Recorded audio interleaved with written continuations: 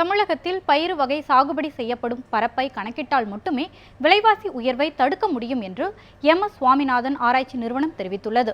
பயிறு வகை உற்பத்தி தொடர்பாக வரும் 7 முதல் 9ஆம் தேதி வரை சென்னையில் MS சுவாமிநாதன் ஆராய்ச்சி நிறுவனம் கருத்தரங்கு நடத்தவுள்ளது. இது தொடர்பாக சென்னை சாஸ்திரி பவனில் நடந்த செய்தியாளர் சந்திப்பில் ஒரு பொருள் திடீரென விலை உயர காரணமே யார் யார் எங்கு என்ன பயிரிட்டுள்ளனர் என கணக்கிடாமல் இருப்பதே என MS சுவாமிநாதன் ஆராய்ச்சி நிறுவனத்தின் செயற்பாட்டாளர் செல்வம் கூறினார்.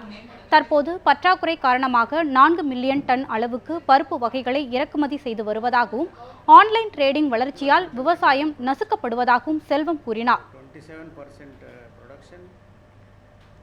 எவ்வளவு பரப்பளவுல பயிரிட்டு இருக்காங்க அப்படிங்கிற விவரம் கவர்மெண்ட் கொடுக்கணுமா கொடுக்கக்கூடாதான்னு இல்லை, கவர்மெண்ட் நிச்சயமாக அவங்க டேட்டா எடுத்திருப்பாங்க. பட் நிச்சயமாக கிடைக்கும். ஒரு ஆமாம்